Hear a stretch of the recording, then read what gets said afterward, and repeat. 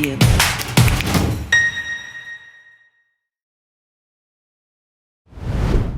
Bonjour Geoffroy. Bonjour Manon. Est-ce que tu peux nous préciser un petit peu ta notion du mot sponsoring? Donc, pour définir d'abord le sponsoring, le sponsoring c'est vraiment une entreprise qui soutient financièrement une entité ou une personne et donc mais elle attend en retour une contrepartie qui va l'aider dans sa démarche commerciale en général. Alors on a discuté ensemble des principales raisons pour lesquelles une entreprise fait le choix du sponsoring. La première que j'ai notée c'était accroître sa visibilité, sa notoriété et son image de marque. Oui, ça c'est le B.A.B.A, donc c'est-à-dire, je vais prendre l'exemple de la stratégie de Coca-Cola pour les citer. Donc où eux c'est vraiment l'objectif d'être visible de manière massive. C'est ça. Ça peut passer par les Jeux Olympiques, ça peut passer par beaucoup d'événements. Et donc là, le but, c'est vraiment qu'on les voit un maximum, de manière à ce que ça rentre dans l'esprit des gens et que quand ils aient envie de de se rafraîchir, ils pensent à boire un coca. Et la deuxième que j'ai notée était soutenir un événement, un organisme ou une personne. Donc là, on peut citer l'exemple le plus frappant, c'est l'exemple de Red Bull, qui eux sont vraiment dans le soutien des sportifs de l'extrême. Je ne sais pas si tu suis un petit peu ce qu'ils font. Dès qu'il y a un sportif de l'extrême, qui soit en parachute ou autre, c'est vrai qu'ils ont tendance à demander à Red Bull les soutient financièrement de manière à ce qu'ils puissent réaliser leur sport. La troisième que j'ai notée est le fait de développer son capital sympathie en profitant de l'image positive des projets auxquels elle s'associe. Ça, c'est pas toujours la plus exploitée, mais c'est quand même quelque chose de très important aussi. Ouais. Là, par exemple, c'est l'exemple de Jupiler, je ne sais pas si tu connais la célèbre bière belge. Et donc, par rapport qui s'associe au football, donc la Pro League, la Ligue de football, c'est d'ailleurs nommé la Jupiler Pro League. Et donc, de par le fait qu'ils sponsorisent finalement cette ligue-là, ça devient finalement dans l'esprit des gens, ils associent leur marque avec le football et le plaisir du football et le plaisir qu'ont les spectateurs de boire une Jupiler en regardant un match de foot. J'ai aussi noté le fait de développer le sentiment d'appartenance et la motivation des collaborateurs. D'accord. On avait organisé un concert du groupe Suarez, que tu connais certainement, et donc on avait divers sponsors dans l'événement, et donc là ils avaient pu satisfaire leurs clients évidemment, mais on a remarqué que les collègues de la boîte étaient tous intéressés pour être présents aussi, et c'était le soir, et en général les collègues de la boîte ne sont pas toujours intéressés pour se déplacer le soir. Et là on avait vu un gros partage aussi des collègues sur les réseaux sociaux, où ils disaient voilà, hashtag I love my job, et donc on voyait aussi que ça avait bien participé aussi au côté positif au niveau des collaborateurs. Il y a aussi le fait de renforcer la relation avec les clients et les prospects. Là l'exemple le plus typique c'est l'exemple des business sites dans les clubs de football ou les clubs de basket. On sait que là, il y a beaucoup de contrats qui se signent pendant les matchs. Les gens ne regardent pas forcément les matchs, mais ils sont plutôt à discuter business et à signer des contrats. Je vois aussi donc, que j'ai noté consolider son ancrage local. Donc, ce sont des entreprises flamandes ou des entreprises internationales donc, qui, elles, vont vouloir effectivement se faire connaître de manière locale puisqu'elles s'implantent en Wallonie. Et donc ça se fait par le sponsoring, mais souvent elles font beaucoup de saupoudrage un petit peu partout, sans savoir parce qu'elles n'ont aucune connaissance du marché local, donc elles vont un peu tirer au hasard, on va dire, par rapport à leur sponsoring, dans le but de se faire connaître et aussi dans le but aussi de trouver des collaborateurs, parce qu'en plus de trouver des clients, elles doivent recruter, et donc là il y a un vrai besoin d'image. Donc là, ça peut être intéressant de les guider par rapport aux différentes possibilités au niveau local. Valoriser ses produits ou ses services. Mais c'est vrai que on peut penser à toutes les sociétés automobiles qui viennent mettre des voitures, qui placent leurs voitures un petit peu partout. Là, c'est vraiment placer son produit et faire la promotion de ce produit sur place plutôt que dans la concession. C'est vrai que ça magnifie aussi le produit. Quelle est ta vision de l'évolution du sponsoring ces dernières années? Je pense que le sponsoring, ce qui est important, c'est qu'il doit être créateur de valeur pour les deux parties, à savoir le sponsor et ce que je vais appeler le sponsorisé. Les deux doivent s'y retrouver et avoir de la valeur. Or, c'est la vision du sponsoring qu'on a habituellement, c'est un échange d'argent contre de la visibilité. Ça, c'était ce qui se faisait depuis bien longtemps et c'est vraiment ce qui est encore dans l'esprit de beaucoup de personnes. C'est en train de changer. Pourquoi? Parce que la valeur de la visibilité est en train de diminuer petit à petit.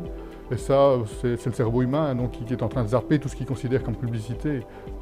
Je pose souvent la question à des gens qui ont été à un événement, tiens, est-ce que tu te souviens, est-ce que tu peux me citer les sponsors de tel événement? S'il n'y a eu que des roll-ups et que de la visibilité, souvent ils en sont bien incapables. Donc ça montre la décroissance de la valeur. Et donc par rapport à cette décroissance de valeur, il faut vraiment trouver des nouveaux moyens pour augmenter, maximiser la valeur que peut retirer un sponsor de son sponsoring. Sinon, si on n'y arrive pas, il va arrêter de sponsoriser, c'est logique. Et donc on va basculer dans une relation qui était au départ gagnante-gagnante, où les deux s'y retrouvaient, une relation perdante-perdante, puisque si le sponsor ne sponsorise plus, c'est dommage pour le sponsoriser, mais c'est dommage pour lui aussi parce qu'il perd un canal de communication qui est quand même vraiment porteur s'il est bien exploité. Alors tu as créé une méthode en 2 étapes. Oui, donc c'est une méthode, je voulais faire simple, donc c'est pour ça que j'ai choisi l'option 2 étapes. Le point de départ, c'est une analyse des besoins du client, notamment sur les valeurs de l'entreprise, ça peut être la mission de l'entreprise, le message qu'elle veut faire passer. Et donc c'est ce que je vais appeler moi le profil de l'entrepreneur. La seconde étape, le second volet par rapport à cette première étape, je vais sonder le marché et essayer de trouver les projets de sponsoring les plus pertinents par rapport aux besoins de mon client, de manière à créer les meilleures mises en relation possibles au niveau du sponsoring. Et tu m'as dit aussi, cerise sur le gâteau, que tout ça était gratuit. Ça, c'était quelque chose qui était très important pour moi. C'est par rapport aux sponsors, soyons clairs, parce qu'il y a quand même une facturation qui se fait, mais au niveau du sponsorisé. Mais par rapport au sponsor qui est mon client de base, effectivement, je travaille pour lui, je fais cette recherche, on fait cette analyse et ça ne lui coûte rien, je ne lui facture rien, ça c'est important. C'est qu'il ne doit pas s'engager, c'est-à-dire qu'il n'est pas engagé pour 1 an, 2 ans ou 3 ans. Donc on peut rompre unilatéralement la relation. C'est la première étape. Et donc la deuxième étape, quelle est-elle? La deuxième étape, là, elle devient optionnelle évidemment. Donc là, une fois qu'on a trouvé les bons endroits où se positionner par rapport au sponsoring, il faut faire vivre ce sponsoring, ça c'est vraiment important.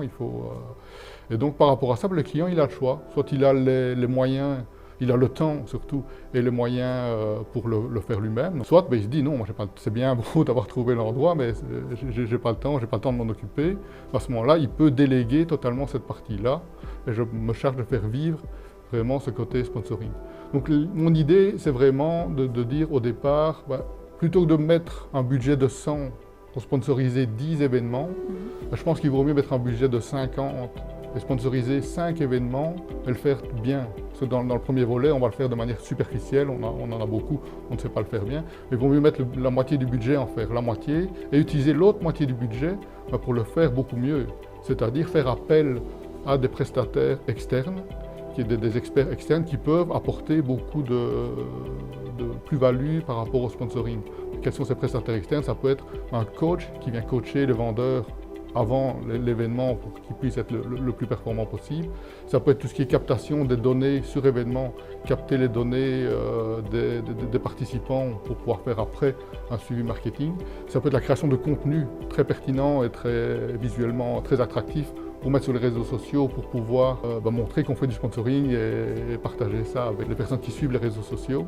Donc ça, c'est vraiment l'idée, c'est vraiment concentrer une partie du budget sur la réussite de manière à générer un maximum de valeur et d'avoir un maximum de retour sur investissement. Moi, ce que je me pose comme question, c'est est-ce que tout le monde peut avoir la chance de bénéficier de cette méthode? Je vais te répondre non. C'est un choix que j'ai fait. Pourquoi? Parce que ce qui était important pour moi, c'est de travailler avec des entreprises pour lesquelles il y a un vrai levier au niveau de la plus-value que je peux apporter, de la valeur que je peux apporter et au niveau du retour sur investissement. Donc moi, il y a 3 profils d'entreprises. Il y a d'abord celles qui ne font pas, qui ne veulent pas entendre parler, pour qui le sponsoring, ce n'est pas quelque chose qui leur parle. Puis il y a un second volet qui sont celles qui sont convaincues de l'intérêt du sponsoring, mais qui le gèrent de A à Z elles-mêmes et qui sont très contents de le résultat. Puis il y a une troisième partie, et c'est le troisième profil, et c'est eux qui m'intéressent évidemment. Donc ce sont ceux qui croient dans le sponsoring, mais soit qui n'en font pas par manque de temps, ou parce qu'ils ne savent pas comment faire. Je voudrais bien faire du sponsoring, mais je ne sais pas par où commencer. Ou alors celles qui le font, mais qui ne sont pas totalement satisfaites des résultats qu'elles obtiennent de leur sponsoring. Et là, on est dans mon cœur de cible, parce que ce sont des entreprises, je sais que si je travaille avec elles, il y a un effet de levier qui fait que je pourrais leur amener de la valeur. Comment et où on peut te contacter pour bénéficier de ces magnifiques services que tu proposes? Sur mon site internet, simplement, geoffroy-josquin.com. Ils vont pouvoir retrouver un formulaire qui est sur le site, on remplit ses coordonnées. Et on va évaluer ensemble, parce que par rapport à la question précédente que tu m'as posée, on va avoir une discussion et on va évaluer ensemble la pertinence de travailler ensemble, est-ce qu'il y a des plus-values à dégager ou pas. Et si c'est le cas, on va maximiser vraiment la valeur du sponsoring de l'entreprise ensemble. Eh bien, merci Geoffroy. Merci à toi.